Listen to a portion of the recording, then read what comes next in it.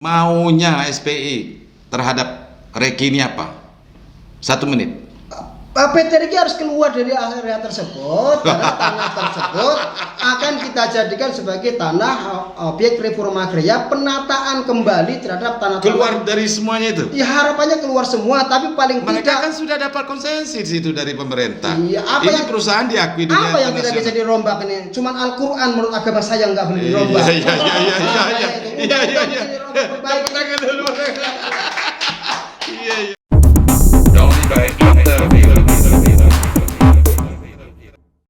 Halo semua, assalamualaikum warahmatullahi wabarakatuh. Salam sejahtera buat Anda semua.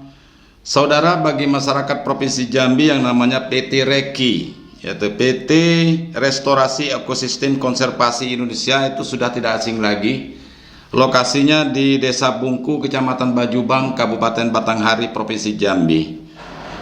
Ini adalah sebuah perusahaan yang sudah diakui oleh dunia yang bergerak di bidang konsesi restorasi ekosistem. Dan beliau hadir di sana mungkin sudah puluhan tahun kali atau belasan tahun. Nah, baru-baru ini terjadi konflik pembakaran rumah dan intimidasi terhadap petani penggarap lahan yang ada di sana. Dan persoalan itu sudah ditangani oleh pihak kepolisian. Dan saat ini hadir di hadapan saya Mas Sarwadi, Ketua Serikat Petani Indonesia Wilayah Jambi, yang mau kita adilin di ruangan ini dulu. Siap. Terima kasih Mas, sudah bisa hadir ke sini. Oke, siap. Ya, jujur kita belum mendapat penjelasan yang detail ya dari SPI, karena SPI juga disebut-sebut punya peran dalam persoalan konflik itu. Nah, sebelum sampai ke sana, kita ingin tahu petani yang anggota SPI ada di sana itu seperti apa, dan legalitas formalnya maksud saya, karena dia berada dalam kawasan area konservasi PT Reki ini tadi. Monggo Mas, silakan. Oke, aku pikir sebelum ke tragedi pembakaran itu ya, saya bicara soal keberadaan petani dan SPI yang ada di sana. Iya, ada berapa? Kalau jumlahnya saya tidak tahu persis lah ya, karena bisa saja mereka tidak bergabung di SPI ataupun mereka juga bergabung di SPI. Yang bergabung di SPI pun kan belum semuanya juga terdata dengan baik. Tetapi mereka ada di sana sebelum ada PT Reki ada di sana ya.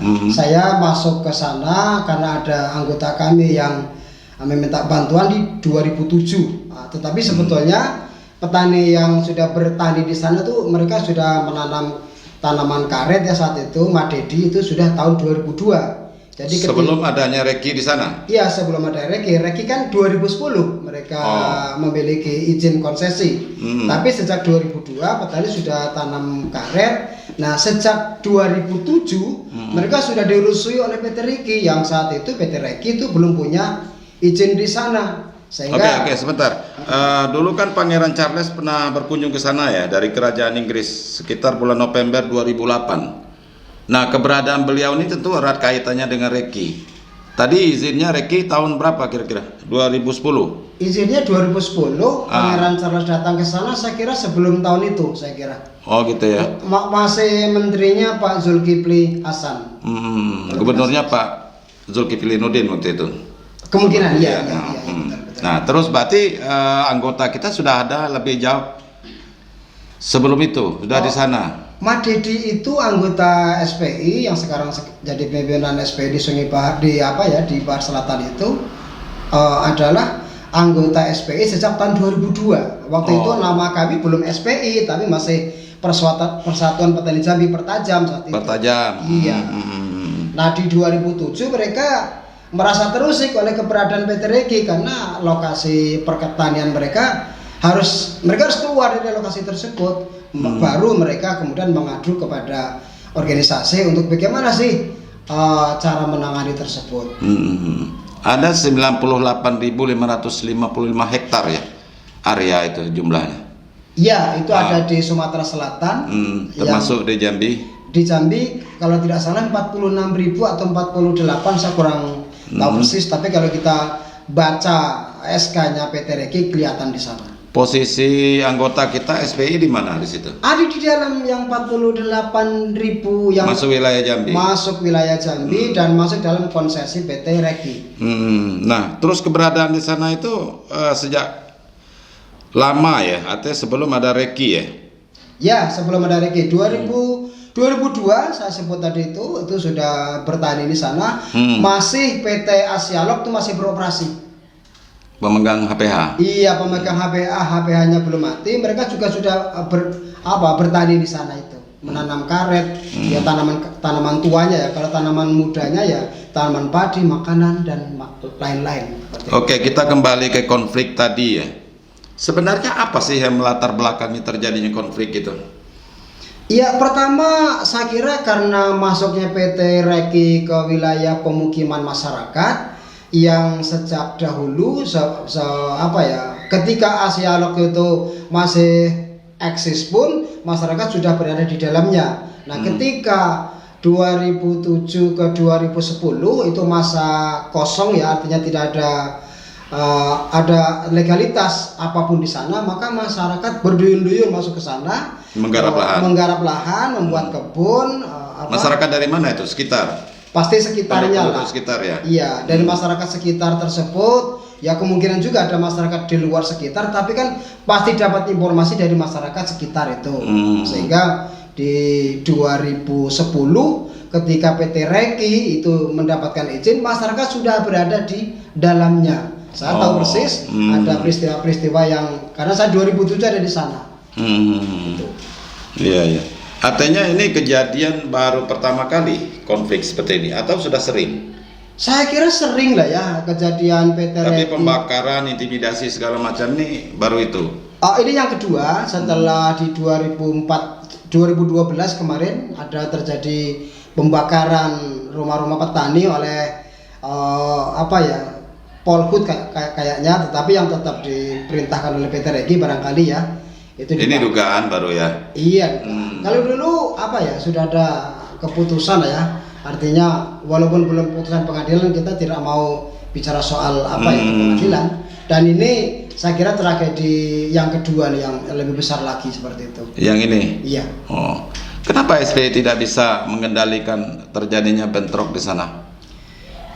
Anggota SPI tidak melakukan perlawanan. Jadi kalau disebut bentrok itu keliru, karena pada saat kejadian itu warga sedang beraktivitas, rumah-rumah kosong itu yang dibakar, sehingga tidak ada perlawanan sama sekali terhadap rumah-rumah yang dibakar, kecuali ada beberapa ibu rumah tangga yang ada di dalamnya, dia melakukan perlawanan dalam artian jangan dibakar, ini rumah saya orang miskin. Mereka tinggalkan. Tapi kalau rumahnya sedang ditinggalkan aktivitas oleh pemiliknya, itu yang mereka bakar itu. Sebetulnya apa maunya ini? Saya tidak tahu ingin persis. Ingin mengusir petani ada di sana atau bagaimana? Nah, motif ini yang kami belum ketahui secara pasti ya. Tetapi dari hasil investigasi SPI seperti apa?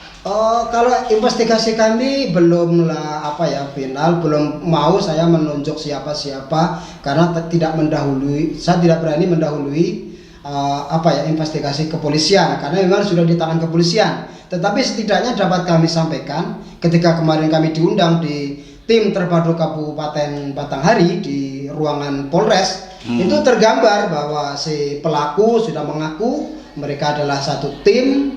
Kemudian motifnya mereka alasan yang disampaikan di sana adalah ada satu kawasan atau satu tanah seluas lebih kurang 6 hektar yang menjadi persoalan antara kelompok si Lina Simanjuntak dengan kelompok si Hasan Siregar.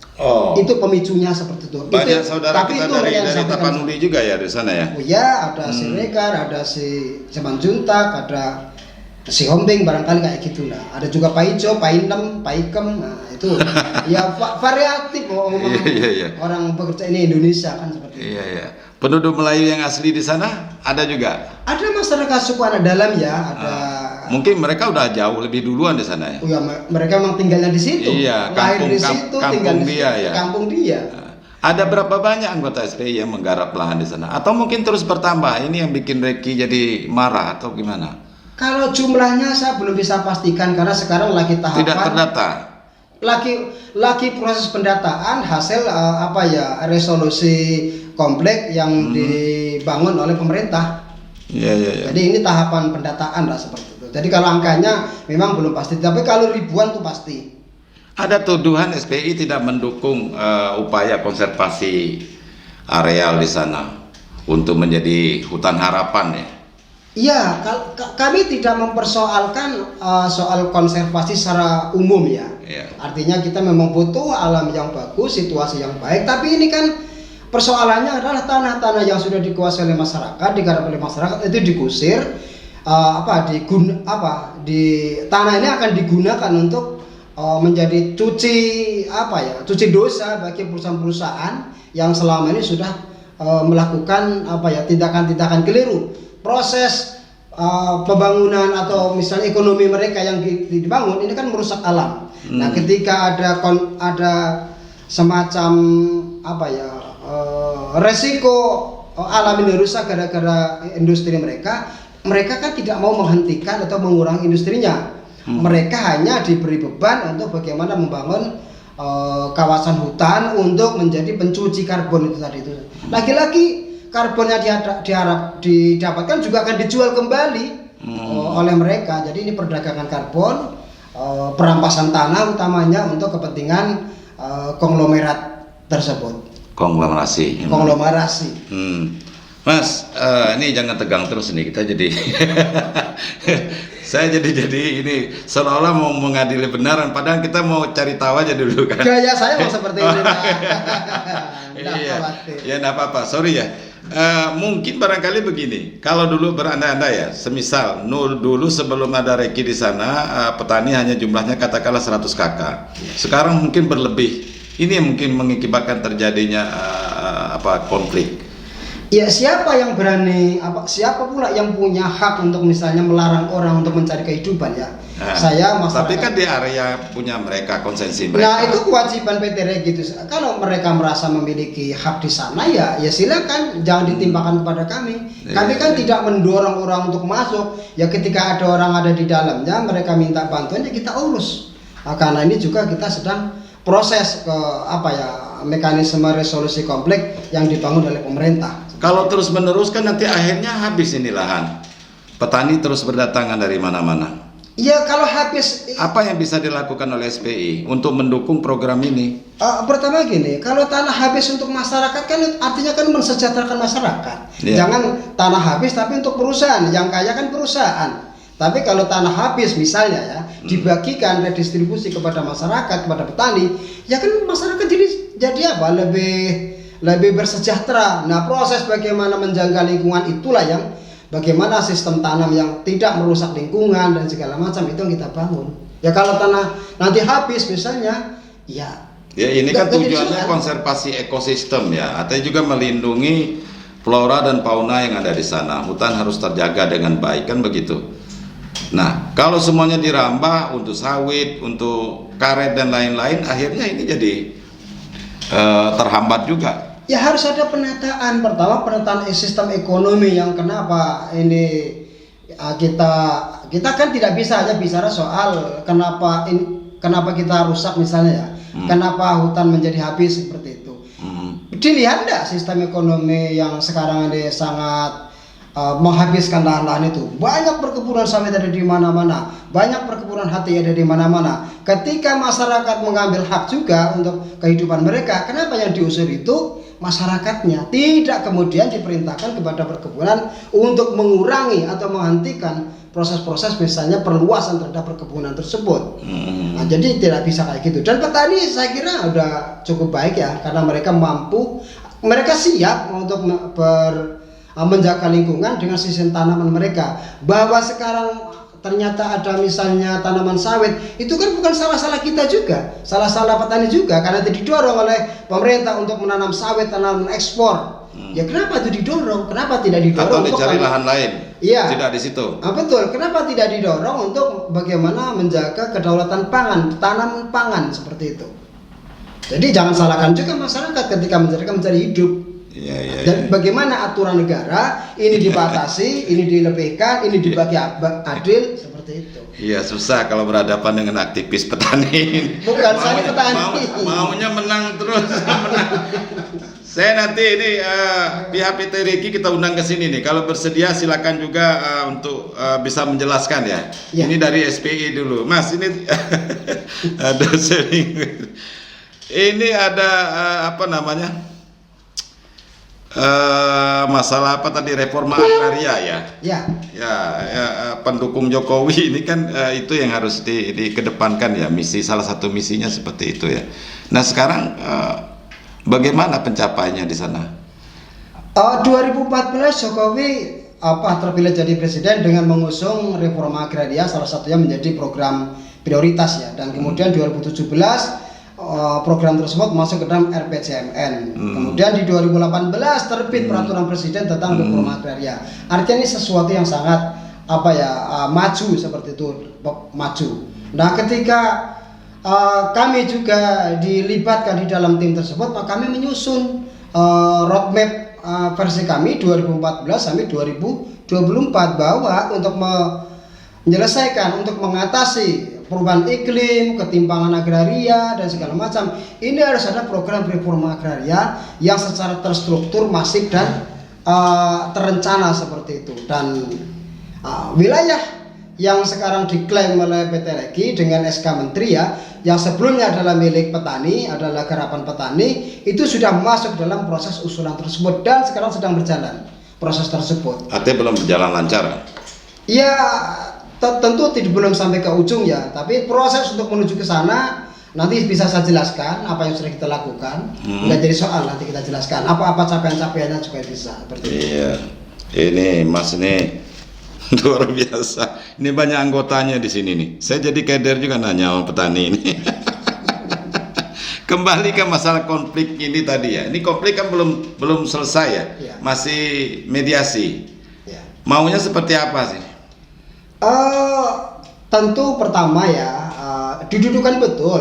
Tentu kami supaya kedepannya tidak terjadi lagi, itu maksudnya. Ya, untuk sementara waktu, untuk untuk antisipasi situasi ke depan tidak terjadi lagi. Kemarin tim Kabupaten Batanghari sudah mengundang kita ya. Dari Polres ya? Iya, Polres, di ruangan Polres itu untuk semua menarik diri dan keluar dari area yang dipersoalkan, yaitu areal seluas 6 hektar itu. Jadi, kemana mereka sekarang? Di lokasi tersebut memang tidak ditinggali. Jadi area 6 hektar itu adalah yang jadi area sengketa antar. Tapi rumahnya dibakar. Ya, itu persoalannya. Kenapa areal 6 hektar yang jadi sengketa kemudian terjadi pembakaran 19 rumah? Ini kan berlebihan. Saya kira ini ada orang bermain mungkin, tapi kayaknya kelebihan bermainnya. Mungkin targetnya mau sedikit tapi ini kebanyakan ini. Bermain seperti apa? Ini maksudnya belum jelas ini. Karena di belakang situ ternyata di tim saya saya pikirkan hanya ada 2 kelompok lah ya, kelompok A dan kelompok B ya. Ya ternyata ada orang lain yang ada di sana hadir, pemilik perusahaan misalnya, pengurus perusahaan hadir, ada apa seperti itu kan itu. Dan kelihatan sekali di akhir yang disampaikan oleh pimpinan perusahaan itu ya tidak boleh ada yang menggarap di sana kecuali mau bergabung bersama mereka untuk perhutanan sosial. Dan ini sudah proses reforma agraria kok masih muncul lagi. Tawaran mereka seperti apa untuk bergabungnya? Ya silakan ikut kita tidak akan mengusir bahasa mereka itu, tetapi harus ikut program kami. Apa programnya, Pak? Perhutanan sosial. Jadi itu yang selama ini juga kita juga tidak setuju dengan perhutanan sosial. Artinya sudah ditetapkan pada kawasan tertentu kan? Iya, artinya mereka bisa dilibatkan di dalam proses-proses kemitraan misalnya. Perhutanan sosial itu kan ada 5 ya. Jadi salah satu yang paling mudah adalah kemitraan. Jadi masyarakat yang sudah di sana itu dimitrakan. Bentuk kemitraannya seperti apa kan belum dirumuskan. Artinya apa sih kemitraan itu? Ya setahu saya yang terjadi ya masyarakat ya diambil haknya. Mereka hanya dapat akses dan itu sifatnya sementara ya. Kalaupun misalnya permanen kan tidak mungkin. Kenapa kami menolak perhutanan sosial? Perhutanan sosial itu kan bukan reforma agraria. Perhutanan sosial itu tetap mendorong terjadinya land grabbing, perampasan tanah yang kemudian ya untuk perusahaan. Contoh langsung di PT Reki, kalau misalnya masyarakat bermitra, maka posisi masyarakat bukan sebagai pemilik tanah, tetapi hanya menjadi penggarap di situ, mengikuti program-program yang dikerjakan oleh perusahaan. Dan kita tidak mau seperti itu, karena kita kepengen tanah dilepaskan, kemudian diberikan kepada petani dalam program reforma agraria, penataan kembali terhadap pemilikan, peruntukan, penguasaan terhadap sumber-sumber agraria secara adil. Tidak kemudian orang boleh menguasai banyak-banyak. Nggak benar juga kalau misalnya reforma agraria hanya bagi-bagi tanah. Keliru. Artinya tidak semuanya benar ya. Reforma agraria itu pembatasan terhadap penguasaan dan pemilikan tanah. Tidak boleh orang menguasai tanah sekehendak hati. Dia harus diatur oleh aturan. Misalnya untuk hidup satu keluarga, pantasnya dia hidup di atas lahan berapa hektar, katakan misalnya 5 hektar. Ya sudah, kalau sudah punya 5 hektar nggak boleh ambil lagi. Nah, selebihnya itulah yang diatur oleh negara dalam bentuk distribusi kepada yang lain, ataupun misalnya dia gunakan misalnya negara untuk keperluan pembangunan yang lain. Boleh seperti itu. Data dulu jumlah warga yang memerlukan, kebutuhannya berapa sih. Jadi reforma agraria itu lebih luas lagi. Berapa orang yang membutuhkan tanah untuk dikerjakan untuk hidupnya, dan berapa jumlah tanah yang tersedia, baru kita dibagi, dan tidak boleh ada penambahan lagi. Jadi kalau saya minta dibagi terus, ya saya lama-lama juga jadi tuan takur, bisa 25 hektar, jadi 100 hektar, itu salah. Iya. Nggak benar itu. Tapi sekarang udah jadi tuan takur kan? Udah di mana-mana katanya. Saya tidak memiliki tanah 1 meter pun dari saya. Saya berorganisasi. Saya berorganisasi sejak tahun 2001, 2000 ya. Karena organisasi ini berjuang lahir sejak 98 dan saya jadi anggota. Dan saya memimpin organisasi menjadi pelaksana itu sejak 2001 sampai hari ini. 1 meter saja saya tidak memiliki tanah di tanah perjuangan. Sebenarnya apa yang ingin diperjuangkan oleh SPI? Keadilan agraria. Perubahan terhadap sistem kepemilikan lahan yang timpang. Undang-undang Pokok Agraria sudah memastikan agar ini bisa dilakukan sebagai klimaks dari undang-undang zaman Belanda dulu yang timpang. Tanah dikuasai oleh VOC, tanah dikuasai oleh tuan-tuan, tanah dikuasai oleh sistem feodal sehingga jomplang, ada masyarakat petani gurem tidak punya tanah dan segala macam. Rombak undang-undang Pokok Agraria itu mampu melakukan seperti itu, tapi nggak dijalankan. Nah, secara umum di Jambi sekarang seperti apa? Masih jomplang. Silakan orang-orang yang memiliki data, akademisi misalnya minta bantuan ya, silakan survei kepemilikan lahan di Jambi. Berapa orang yang memiliki tanah luas dan berapa orang yang tidak punya tanah? Bisa dicek di sana. Saya yakin itu masih jomplang. Paling-paling mungkin masyarakat secara umum masih banyak jadi penonton. Mungkin mereka yang ribuan atau bahkan mungkin jutaan ya, itu hanya memiliki 20% dari luasan lahan secara keseluruhan. Yang 80% pasti dikuasai oleh orang-orang kaya. Kalau tidak percaya silakan tes. Iya. Nggak perlu dites mah udah tahu itu. Udah kelihatan mata kita, dan itu yang kita hentikan. Iya. Nggak bisa terus menerus itu. Ini makin asik. Oke, terakhir nih Mas Wadi sebelum kita closing. Cerita kita udah panjang lebar ini kan. Ada emosi, ada slow, ada apa? Panas ya sampai minum. Iya, harus. Iya.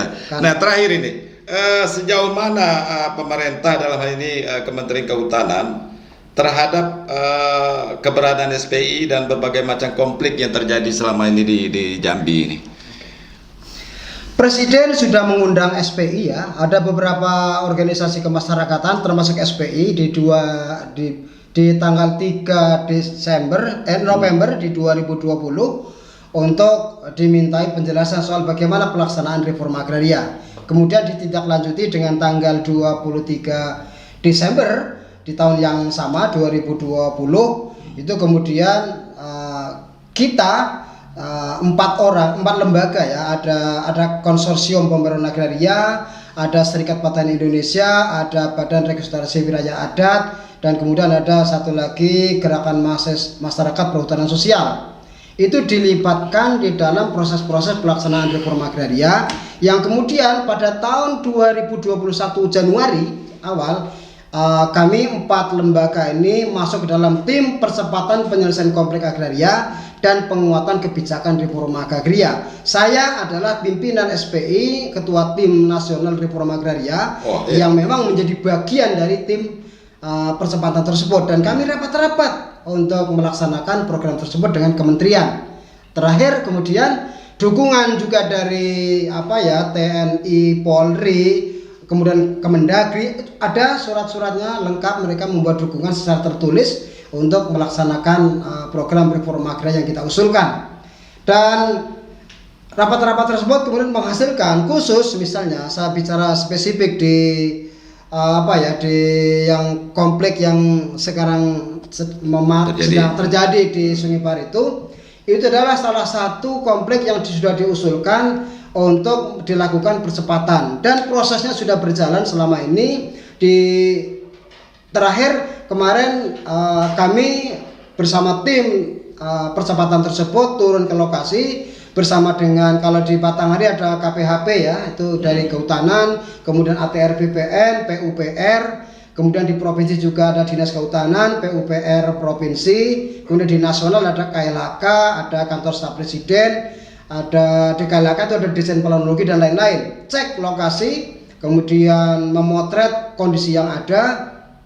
Terus kemudian mereka melakukan evaluasi. Hasil evaluasi mereka seluas 15.127 itu sudah didata sebagai peta indikatif tanah objek reforma agraria usulan SPI dengan SK Menteri nomor SK 698 /Men LHK /Setjen PLA titik 2 /9 tahun 2021 tanggal 10 September 2021 seluas 15.127 hektar. Kemudian di mana itu? Di mana? Di lokasi yang kita usulkan di dalam PT Reki. Artinya konsesi di atas konsesi PT Reki yang merupakan usulan kita. Kemudian peta indikatif tersebut ditindaklanjuti dengan surat berikutnya tentang pelepasan, yaitu SK nomor 1319 /Men LHK /Setjen PLA titik 2 bulan 12 tahun 2021 tanggal 27 Desember tahun 2021.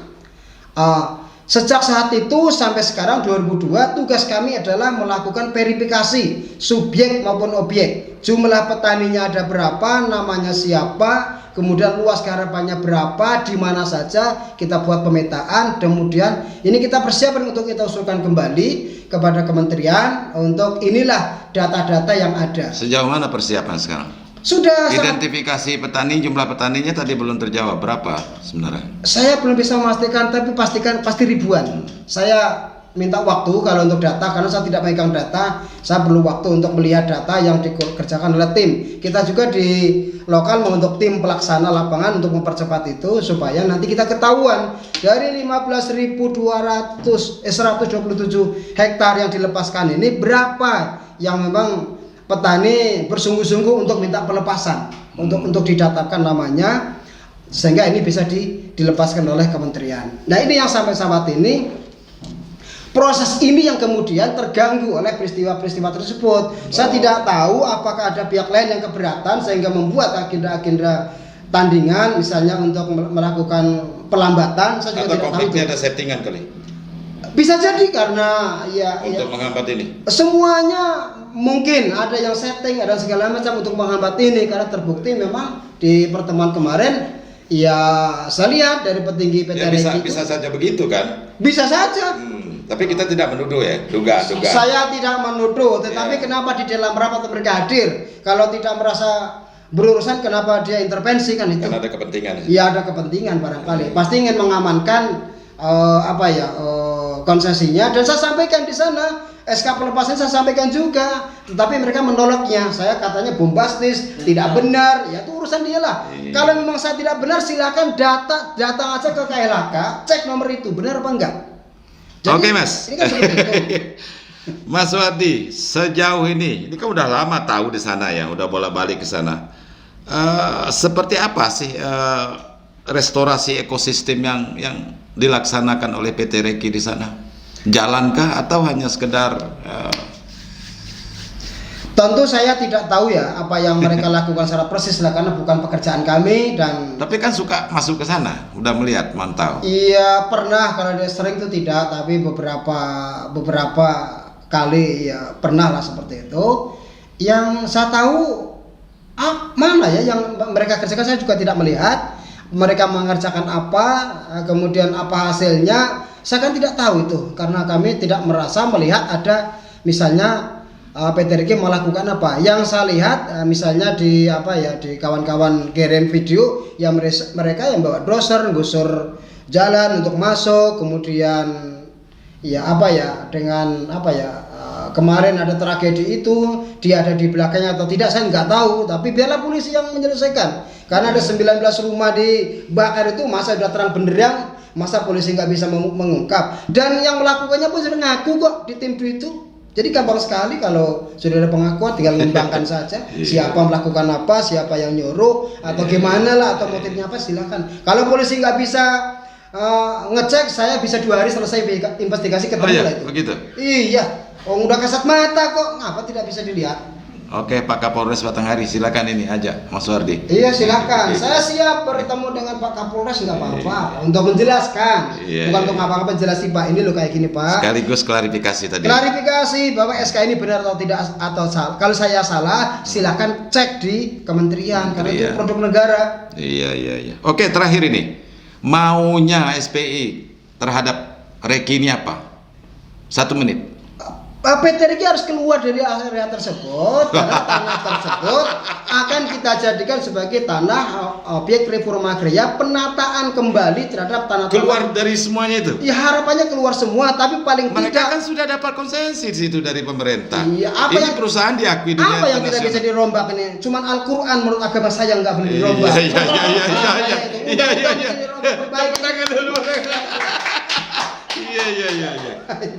Karena di mata SPI nggak jalan ini restorasi konservasi yang katanya melindungi flora dan fauna yang ada di sana itu. Saya tidak tahu karena saya tidak melihat itu, nggak berani berkomentar lah. Oke, PT Reki kita undang ke sini nih untuk bisa menjelaskan apa yang sudah kita bahas ini. Semata-mata ingin kita memberikan informasi yang bisa mencerahkan masyarakat bahwa ini bukan pengadilan, bukan tuduh menuduh, tetapi tuduhan terhadap SPI hari ini kita berikan ruang bagi dia untuk memberikan penjelasan. Terima kasih Mas Wadi atas kehadirannya. Jangan kapok, ini tegang betul, keringatnya banyak. Sesuatu yang disampaikan melalui hati itu harus bersemangat. Emosi betul. Ya kenapa tidak emosi? 19 rumah petani dibakar. Iya, tapi tangan saya jangan dicekal terus. Baik saudara sekalian, demikian tadi perbincangan singkat kami. Ini padat betul ini, mudah-mudahan isinya daging semua. Amin. Dan bisa bermanfaat bagi petani dan masyarakat Jambi. Terima kasih, jangan lupa subscribe. Wassalamualaikum warahmatullahi wabarakatuh. Waalaikumsalam See you in the next video.